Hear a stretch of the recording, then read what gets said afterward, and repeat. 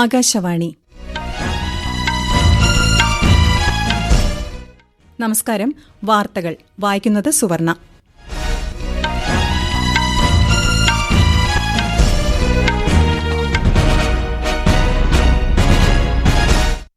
പ്രധാന വാർത്തകൾ. വയനാട്, ചേലക്കര ഉപതെരഞ്ഞെടുപ്പുകളിൽ വോട്ടെടുപ്പ് പുരോഗമിക്കുന്നു. വോട്ടെടുപ്പ് 5 മണിക്കൂറുകൾ പിന്നിടുമ്പോൾ വയനാട്ടിൽ 35%, ചേലക്കരയിൽ 37% പോളിംഗ്. ഝാർഖണ്ഡ് നിയമസഭയിലേക്കുള്ള 1ാംഘട്ട വോട്ടെടുപ്പും പുരോഗമിക്കുന്നു. വോട്ടെടുപ്പ് പൊതുവെ സമാധാനപരം. 29.31% പേർ ഇതിനകം വോട്ട് രേഖപ്പെടുത്തി. ജനാധിപത്യത്തിന്റെ ഈ ഉത്സവത്തിൽ പങ്കുചേരാൻ യുവ വോട്ടർമാരോട് ആഹ്വാനം ചെയ്ത് പ്രധാനമന്ത്രി നരേന്ദ്രമോദി. കുറ്റകൃത്യത്തിൽ പ്രതിയാക്കപ്പെടുന്നവരുടെ വീടുകൾ ബുൾഡോസർ ഉപയോഗിച്ച് പൊളിക്കുന്ന നടപടി ഭരണഘടനാ വിരുദ്ധമാണെന്ന് സുപ്രീംകോടതി. സംസ്ഥാന സ്കൂൾ കായികമേളയുടെ സമാപന സമ്മേളനം അലങ്കോലപ്പെടുത്താനുള്ള ശ്രമം സംബന്ധിച്ച് അന്വേഷണം നടത്താൻ 3-അംഗ സമിതിയെ നിയോഗിച്ച് വിദ്യാഭ്യാസ വകുപ്പ്. ജപ്പാൻ സൂപ്പർ ബാഡ്മിന്റൺ ടൂർണമെന്റിൽ ഇന്ത്യയുടെ PV സിന്ധു പ്രീ ക്വാർട്ടറിൽ. വാർത്തകൾ വിശദമായി. കേരളത്തിൽ ഉപതെരഞ്ഞെടുപ്പ് നടക്കുന്ന വയനാട്, ചേലക്കര മണ്ഡലങ്ങളിൽ വോട്ടെടുപ്പ് പുരോഗമിക്കുന്നു. രാവിലെ 7 മണിക്ക് ആരംഭിച്ച വോട്ടെടുപ്പ് വൈകുന്നേരം 6 മണിവരെ തുടരും. വയനാട് ലോക്സഭാ മണ്ഡലത്തിൽ ഇതുവരെയുള്ള കണക്കുകൾ പ്രകാരം 35% പോളിംഗാണ് രേഖപ്പെടുത്തിയിരിക്കുന്നത്. ചേലക്കര നിയമസഭാ മണ്ഡലത്തിൽ 37% പേർ വോട്ട് രേഖപ്പെടുത്തി. പൊതുവെ സമാധാനപരമായാണ് ഇരു മണ്ഡലങ്ങളിലും വോട്ടെടുപ്പ് പുരോഗമിക്കുന്നത്. വോട്ടർമാരുടെ നീണ്ട നിരയാണ് മിക്ക പോളിംഗ് ബൂത്തുകളിലും ദൃശ്യമാകുന്നത്. ദേശീയ രാഷ്ട്രീയം ഏറെ ഉറ്റുനോക്കുന്ന വയനാട് ലോക്സഭാ മണ്ഡലത്തിൽ 16 സ്ഥാനാർത്ഥികളാണ് ഉപതെരഞ്ഞെടുപ്പിൽ ജനവിധി തേടുന്നത്. വയനാട്, മലപ്പുറം, കോഴിക്കോട് ജില്ലകളിലായി വ്യാപിച്ചു കിടക്കുന്ന മണ്ഡലത്തിൽ ശക്തമായ മത്സരമാണ് നടക്കുന്നത്. UDF-നായി പ്രിയങ്ക ഗാന്ധിയും LDF-നായി സത്യൻ മൊഗേരിയും NDA-യ്ക്കായി നവ്യ ഹരിദാസും മണ്ഡലത്തിൽ ജനവിധി തേടുന്നു. വയനാട് മണ്ഡലത്തിൽ നിന്നുള്ള ഏറ്റവും പുതിയ പോളിംഗ് വിവരങ്ങളുമായി ആകാശവാണി പ്രതിനിധി അരുൺ വിൻസെന്റ് ചേരുന്നു. അരുൺ, പോളിംഗ് ആദ്യ 5 മണിക്കൂറുകൾ പിന്നിടുമ്പോൾ ബൂത്തുകളിലെ ജനപങ്കാളിത്തം എത്രത്തോളമാണ്? എന്താണ് കൂടുതൽ വിവരങ്ങൾ? വയനാട് പാർലമെന്റ് മണ്ഡലത്തിൽ പോളിംഗ് പുരോഗമിക്കുകയാണ്. നിലവിൽ 5 മണിക്കൂർ പിന്നിടുമ്പോൾ പോളിംഗ് മന്ദഗതിയിലാണെന്ന് നമുക്ക് പറയാൻ കഴിയും. നിലവിൽ 35% പോളിംഗ് മാത്രമാണ് ഇതുവരെ രേഖപ്പെടുത്തിയിട്ടുള്ളത്. നിലവിൽ ഏറനാട് മണ്ഡലത്തിലാണ് ഏറ്റവും കൂടുതൽ പോളിംഗ് രേഖപ്പെടുത്തിയത്. 40% പോളിംഗ് ആണ് ഏറനാട് മണ്ഡലത്തിൽ രേഖപ്പെടുത്തിയിട്ടുള്ളത്. നിലവിൽ മന്ദഗതിയിലാണ് പോളിംഗ് ഇപ്പോൾ പുരോഗമിക്കുന്നത്. എന്നാലും ഉച്ചയോടുകൂടി തന്നെ പോളിംഗ് ശതമാനം കൂട്ടാൻ വേണ്ടിയുള്ള ശ്രമം മുന്നണിയുടെ ഭാഗത്തു നിന്ന് ഉണ്ടായിട്ടുണ്ട്. നിലവിൽ 1354 ബൂത്തുകളാണ് ഒരുക്കിയിട്ടുള്ളത്. ഉരുൾപൊട്ടൽ മേഖലയായ ചൂരൽമലയിൽ വിപുലമായ സംവിധാനങ്ങൾ ഇത്തവണ ജില്ലാ ഭരണകൂടത്തിന്റെ നേതൃത്വത്തിൽ ഏർപ്പെടുത്തിയിട്ടുണ്ട്. അവരെ പോളിംഗ് സ്റ്റേഷനിലേക്ക് എത്തിക്കാനുള്ള വാഹന സൗകര്യം ഉൾപ്പെടെ നേരത്തെ തന്നെ ഒരുക്കിയിരുന്നു. 6 സ്ഥാനാർത്ഥികൾ ജനവിധി തേടുന്ന ചേലക്കര മണ്ഡലത്തിൽ പോളിംഗ് ബൂത്തുകളിൽ വോട്ടർമാരുടെ നീണ്ട നിരയാണ് ദൃശ്യമാകുന്നത്. LDF-നായി UR പ്രദീപും UDF-നായി രമ്യ ഹരിദാസും NDA-യ്ക്കായി K ബാലകൃഷ്ണനുമാണ് മണ്ഡലത്തിൽ ജനവിധി തേടുന്നത്. K Balakrishnan Pampady government higher secondary സ്കൂളിലും UR പ്രദീപ് വിദ്യാസാഗർ ഗുരുകുലം സ്കൂൾ കൊണ്ടയൂരിലും രാവിലെ തന്നെ വോട്ട് രേഖപ്പെടുത്തി. ഉപതെരഞ്ഞെടുപ്പിനായി 180 ബൂത്തുകളാണ് മണ്ഡലത്തിൽ ക്രമീകരിച്ചിരിക്കുന്നത്. ഇതിൽ 14 പ്രശ്നബാധിത ബൂത്തുകളാണുള്ളത്. ഉച്ചയോടെ പോളിംഗ് ശതമാനം വീണ്ടും ഉയരുമെന്നാണ് പ്രതീക്ഷിക്കുന്നത്. 1ാംഘട്ട നിയമസഭാ തെരഞ്ഞെടുപ്പ് നടക്കുന്ന ഝാർഖണ്ഡിൽ വോട്ടെടുപ്പ് സമാധാനപരമായി പുരോഗമിക്കുന്നു. 11 മണിവരെയുള്ള കണക്കുകൾ പ്രകാരം 29.31% പേർ വോട്ട് രേഖപ്പെടുത്തി. 15 ജില്ലകളിലെ 43 മണ്ഡലങ്ങളിലാണ് ഇന്ന് വോട്ടെടുപ്പ്. രാവിലെ 7 മണിക്ക് ആരംഭിച്ച പോളിംഗ് വൈകുന്നേരം 5 മണിയോടെ പൂർത്തിയാകും. 950 പ്രശ്നബാധിത ബൂത്തുകളിൽ വൈകുന്നേരം 4 മണിവരെ മാത്രമാണ് വോട്ടെടുപ്പ്. 683 സ്ഥാനാർത്ഥികളാണ് 1ാംഘട്ട തെരഞ്ഞെടുപ്പിൽ ഝാർഖണ്ഡിൽ ജനവിധി തേടുന്നത്.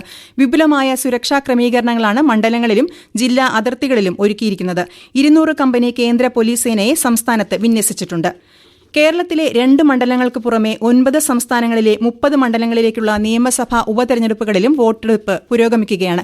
രാജസ്ഥാനിലെ 7 സീറ്റുകളിൽ 24% മുകളിലും, പശ്ചിമബംഗാളിലെ 6 മണ്ഡലങ്ങളിൽ 28%-നടുത്തും, അസമിൽ 5 30% പോളിംഗ് ഇതുവരെ രേഖപ്പെടുത്തി. ബീഹാറിലെ 4 മണ്ഡലങ്ങളിൽ 22%, കർണാടകയിലെ 3 സീറ്റിൽ 26%-നടുത്തും, മധ്യപ്രദേശിലെ 2 മണ്ഡലങ്ങളിലായി 37%-മാണ് പോളിംഗ് നിരക്ക്. ഓരോ മണ്ഡലങ്ങളിൽ വീതം ഉപതെരഞ്ഞെടുപ്പ് നടക്കുന്ന ഛത്തീസ്ഗഡിൽ 18.73%, ഗുജറാത്തിൽ 24.39%, മേഘാലയയിൽ 37.5% പേരുമാണ് ഇതുവരെ വോട്ട് രേഖപ്പെടുത്തിയത്. സിക്കിമിൽ ഇന്ന് ഉപതെരഞ്ഞെടുപ്പ് നടക്കേണ്ടിയിരുന്ന 2 സീറ്റുകളിൽ സിക്കിം ക്രാന്തികാരി മോർച്ച എതിരില്ലാതെ തെരഞ്ഞെടുക്കപ്പെട്ടിരുന്നു.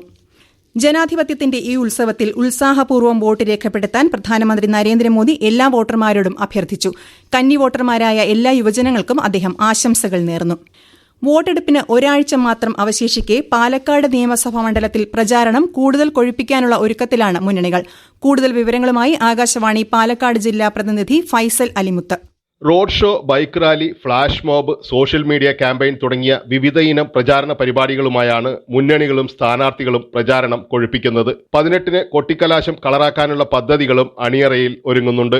വരും ദിവസങ്ങളിൽ 3 മുന്നണികളുടെയും താരപ്രചാരകർ മണ്ഡലത്തിൽ നിറയും. ഗൃഹസമ്പർക്കങ്ങൾ നടത്തി ഓരോ വോട്ടറെയും കണ്ട് വോട്ടുറപ്പിക്കാനാണ് സ്ഥാനാർത്ഥികളുടെ ശ്രമം. 1-ാം തേരുത്സവ ദിനമായ ഇന്ന് സ്ഥാനാർത്ഥികൾ പാലക്കാട് മണ്ഡലത്തിൽ ഉൾപ്പെട്ട കൽപ്പാത്തിയിലെത്തി വോട്ടർമാരെ കാണും. മഹാരാഷ്ട്രയിൽ ഈ മാസം 20-ന് നടക്കുന്ന നിയമസഭാ തെരഞ്ഞെടുപ്പിനുള്ള പ്രചാരണം ഊർജിതമായി പുരോഗമിക്കുന്നു. 288 മണ്ഡലങ്ങളിലേക്കുള്ള നിയമസഭാ തെരഞ്ഞെടുപ്പിന് പുറമെ മഹാരാഷ്ട്രയിലെ നാന്ദേഡ് ലോക്സഭാ സീറ്റിലേക്കുള്ള ഉപതെരഞ്ഞെടുപ്പും ഈ മാസം 20-നാണ്. കേന്ദ്ര ആഭ്യന്തരമന്ത്രിയും മുതിർന്ന BJP നേതാവുമായ അമിത് ഷാ ഇന്ന് ധുലെ, ജലഗാവ്, പർഭാനി മണ്ഡലങ്ങളിൽ പ്രചാരണ പരിപാടികളിൽ പങ്കെടുക്കും. നിതിൻ ഗഡ്കരി, യോഗി ആദിത്യനാഥ് തുടങ്ങിയ മുതിർന്ന BJP നേതാക്കളും സംസ്ഥാനത്ത് ഇന്ന് പ്രചാരണം നടത്തും. കോൺഗ്രസ് ദേശീയ അധ്യക്ഷൻ മല്ലികാർജ്ജുൻ ഖർഗെ ലാത്തൂരിലും സോലാപൂരിലും ഇന്ന് തെരഞ്ഞെടുപ്പ് റാലികളെ അഭിസംബോധന ചെയ്യും. രേവന്ത് റെഡ്ഡി, സച്ചിൻ പൈലറ്റ് തുടങ്ങിയ കോൺഗ്രസ് നേതാക്കളും സംസ്ഥാനത്ത് പ്രചാരണ രംഗത്തുണ്ട്. ഈ വാർത്തകൾ ആകാശവാണിയിൽ നിന്ന്. ആകാശവാണി വാർത്തകളും വാർത്താധിഷ്ഠിത പരിപാടികളും All India Radio News Thiruvananthapuram YouTube ചാനലിലും @All India Radio News Thiruvananthapuram Facebook പേജിലും AR News_ തിരുവനന്തപുരം ഇൻസ്റ്റഗ്രാം അക്കൌണ്ടിലും @AR News_TVM X ഹാൻഡിലും ലഭ്യമാണ്. വികസിത ഭാരതം എന്ന ലക്ഷ്യത്തിലേക്ക് ഇന്ത്യ അതിവേഗം മുന്നേറുകയാണെന്നും ജനങ്ങൾക്ക് സേവനങ്ങൾ ഉറപ്പുവരുത്താൻ സർക്കാർ പ്രതിജ്ഞാബദ്ധമാണെന്നും പ്രധാനമന്ത്രി നരേന്ദ്രമോദി. ബീഹാറിലെ ദർഭംഗയിൽ 12,000 കോടി രൂപയുടെ വികസന പദ്ധതികൾക്ക് തുടക്കം കുറിച്ച് സംസാരിക്കുകയായിരുന്നു അദ്ദേഹം. ദർഭംഗയിൽ 1,260 കോടി രൂപ മുതൽ മുടക്കിൽ സ്ഥാപിക്കുന്ന എയിംസിന്റെ തറക്കല്ലിടലും പ്രധാനമന്ത്രി നിർവഹിച്ചു. 6,800 കോടി രൂപ ചെലവിൽ പൂർത്തിയാക്കിയ വിവിധ റോഡ്, റെയിൽ വികസന പദ്ധതികളും അദ്ദേഹം ഉദ്ഘാടനം ചെയ്തു. കുറ്റകൃത്യത്തിൽ പ്രതിയാക്കപ്പെടുകയോ ശിക്ഷിക്കപ്പെടുകയോ ചെയ്യുന്നവരുടെ വീടുകൾ ബുൾഡോസർ ഉപയോഗിച്ച് പൊളിക്കുന്ന നടപടി സർക്കാരുകൾ കൈക്കൊള്ളാൻ പാടില്ലെന്ന് സുപ്രീംകോടതി. ഇത്തരം നടപടികൾ നിയമവാഴ്ചയ്ക്ക് വിരുദ്ധവും അധികാര ദുർവിനിയോഗവുമാണെന്നും കോടതി നിരീക്ഷിച്ചു. ഒരു വ്യക്തി കുറ്റവാളിയാണോ എന്ന് പ്രഖ്യാപിക്കേണ്ടത് കോടതിയാണെന്നും ഭരണകർത്താക്കളല്ലെന്നും സുപ്രീംകോടതി വ്യക്തമാക്കി. കെട്ടിടങ്ങൾ പൊളിക്കുന്നതിന് മുൻപ് അധികാരികൾ പാലിക്കേണ്ട മാർഗനിർദ്ദേശങ്ങളും കോടതി പുറപ്പെടുവിച്ചു. പാർപ്പിടത്തിനുള്ള അവകാശം പൌരന്മാരുടെ മൌലിക അവകാശമാണെന്നും നിരപരാധികൾക്ക് അത്തരം അവകാശം നിഷേധിക്കുന്നത് പൂർണ്ണമായും ഭരണഘടനാ വിരുദ്ധമാണെന്നും പരമോന്നത കോടതി പറഞ്ഞു. സംസ്ഥാന സ്കൂൾ കായികമേളയുടെ സമാപന സമ്മേളനം അലങ്കോലപ്പെടുത്താനുള്ള ശ്രമം സംബന്ധിച്ച് അന്വേഷണം നടത്തി റിപ്പോർട്ട് സമർപ്പിക്കാൻ വിദ്യാഭ്യാസ വകുപ്പ് 3-അംഗ സമിതിയെ നിയോഗിച്ചു. തിരുനാവായ നാവാമുകുന്ദ, കോതമംഗലം മാർ ബേസിൽ സ്കൂളുകളോട് സമിതി വിശദീകരണം തേടും. 2 ആഴ്ചയ്ക്കകം സമിതി റിപ്പോർട്ട് സമർപ്പിക്കണമെന്ന് വിദ്യാഭ്യാസ മന്ത്രി വി ശിവൻകുട്ടിയുടെ നേതൃത്വത്തിൽ ചേർന്ന യോഗം നിർദ്ദേശിച്ചു. ശബരിമല തീർത്ഥാടനം സുഗമമാക്കുന്നതിന്റെ ഭാഗമായി പത്തനംതിട്ട ജില്ലാ ഭരണകൂടം നിർമ്മിക്കുന്ന സ്വാമി ചാറ്റ് ബോട്ട് AI അസിസ്റ്റന്റിന്റെ ലോഗോ മുഖ്യമന്ത്രി പിണറായി വിജയൻ പുറത്തിറക്കി. സ്മാർട്ട് ഫോണിലൂടെ ഉപയോഗിക്കാൻ സാധിക്കുന്ന Swami chat bot English, Hindi, Malayalam, Telugu, Tamil, Kannada തുടങ്ങി 6 ഭാഷകളിൽ സേവനം ഉറപ്പാക്കുന്നു. ദർശന സമയം, പൂജാസമയം തുടങ്ങിയ ക്ഷേത്ര കാര്യങ്ങളും വിമാനത്താവളങ്ങൾ, റെയിൽവേ സ്റ്റേഷനുകൾ എന്നിവയെക്കുറിച്ചുള്ള വിവരങ്ങളും ഭക്തർക്ക് ഇതിലൂടെ ലഭ്യമാകും. ജപ്പാൻ സൂപ്പർ 500 ബാഡ്മിന്റൺ ടൂർണമെന്റ് വനിതാ സിംഗിൾസിൽ ഇന്ത്യൻ താരം PV സിന്ധു പ്രീ ക്വാർട്ടറിൽ കടന്നു. തായ്ലൻഡ് താരത്തെ 21-12, 21-8 എന്ന സ്കോറിനാണ് സിന്ധു പരാജയപ്പെടുത്തിയത്. ഇന്ന് നടക്കുന്ന മറ്റൊരു മത്സരത്തിൽ ഇന്ത്യയുടെ ലക്ഷ്യ സെൻ മലേഷ്യൻ താരം ലിയോങ് ജങ് ഹാവുമായി ഏറ്റുമുട്ടും. മോണ്ടെ കാർലോയിൽ നടക്കുന്ന സ്ക്വാഷ് വനിതാ സിംഗിൾസ് ക്വാർട്ടർ ഫൈനലിൽ പ്രവേശിച്ച് ഇന്ത്യയുടെ ജോഷ്ന ചിന്നപ്പ ഫ്രാൻസിന്റെ മെലിസ ആൽവ്സിനെയാണ് ജോഷ്ന പരാജയപ്പെടുത്തിയത്. യമനിൽ അമേരിക്ക നടത്തിയ ഡ്രോൺ ആക്രമണത്തിൽ 10 ഹൂതി വിമതർ കൊല്ലപ്പെട്ടതായി യമൻ സൈനിക വിഭാഗം അറിയിച്ചു. അൽബൈദ പ്രവിശ്യയിൽ ഇന്നലെയാണ് ആക്രമണമുണ്ടായത്. ടെസ്ല CEO ഇലോൺ മസ്ക്, സംരംഭകൻ വിവേക് രാമസ്വാമി എന്നിവരുടെ നേതൃത്വത്തിൽ അമേരിക്കയിൽ എഫിഷ്യൻസി വകുപ്പ് ആരംഭിക്കുമെന്ന് നിയുക്ത US പ്രസിഡന്റ് ഡൊണാൾഡ് ട്രംപ്. ഭരണപരമായ നടപടിക്രമങ്ങൾ കുറയ്ക്കുക, അധിക നിയന്ത്രണങ്ങൾ എടുത്തുമാറ്റുക, അനാവശ്യ ചെലവുകൾ ഇല്ലാതാക്കുക എന്നിവയാണ് പുതിയ വകുപ്പിന്റെ ലക്ഷ്യം. പ്രധാന വാർത്തകൾ വീണ്ടും. വയനാട്, ചേലക്കര ഉപതെരഞ്ഞെടുപ്പുകളിൽ വോട്ടെടുപ്പ് പുരോഗമിക്കുന്നു. വോട്ടെടുപ്പ് 5 മണിക്കൂറുകൾ പിന്നിടുമ്പോൾ വയനാട്ടിൽ 35%, ചേലക്കരയിൽ 37% പോളിംഗ്. ഝാർഖണ്ഡ് നിയമസഭയിലേക്കുള്ള 1-ാം ഘട്ട വോട്ടെടുപ്പും പുരോഗമിക്കുന്നു. വോട്ടെടുപ്പ് പൊതുവെ സമാധാനപരം. 29.31% പേർ ഇതിനകം വോട്ട് രേഖപ്പെടുത്തി. ജനാധിപത്യത്തിന്റെ ഈ ഉത്സവത്തിൽ പങ്കുചേരാൻ യുവ വോട്ടർമാരോട് ആഹ്വാനം ചെയ്ത് പ്രധാനമന്ത്രി നരേന്ദ്രമോദി. കുറ്റകൃത്യത്തിൽ പ്രതിയാക്കപ്പെടുന്നവരുടെ വീടുകൾ ബുൾഡോസർ ഉപയോഗിച്ച് പൊളിക്കുന്ന നടപടി ഭരണഘടനാ വിരുദ്ധമാണെന്ന് സുപ്രീംകോടതി. സംസ്ഥാന സ്കൂൾ കായികമേളയുടെ സമാപന സമ്മേളനം അലങ്കോലപ്പെടുത്താനുള്ള ശ്രമം സംബന്ധിച്ച് അന്വേഷണം നടത്താൻ 3-അംഗ സമിതിയെ നിയോഗിച്ച് വിദ്യാഭ്യാസ വകുപ്പ്. ജപ്പാൻ സൂപ്പർ ബാഡ്മിന്റൺ ടൂർണമെന്റിൽ ഇന്ത്യയുടെ PV സിന്ധു പ്രീ ക്വാർട്ടറിൽ. വാർത്തകൾ കഴിഞ്ഞു. അടുത്ത വാർത്താ പ്രക്ഷേപണം വൈകുന്നേരം 6:30.